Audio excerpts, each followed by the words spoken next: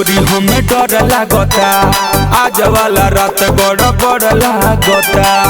ए बड़ा डर लागता हो काहे तू ना गोरी हमें डर लागता, आज वाला रात गड़बड़ लागता। नींद पड़े में लागता ले भई बाटे पराचुत से भी सुना के सुता राजा ढोढ़ी और घेरे सपना में न भूत पड़े। के सुता राजा ढोढ़ी और घेरे सपना में न भूत पड़े।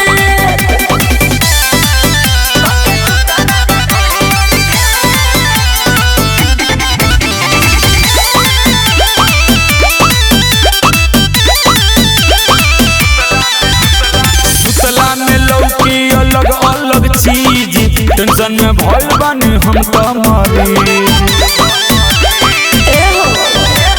जैसे कहिले वैसे बात हमर मानो, ढोढ़ी के ताकत आवाना तो जानो। बुझलो जाके बंद पकिया वो तू गे, जाके बंद पकिया वो तू गे। के सुता राजा ढोढ़ी और घेरे सपना में न भूत पड़े। के सुता राजा ढोढ़ी और घेरे सपना में न भूत पड़े।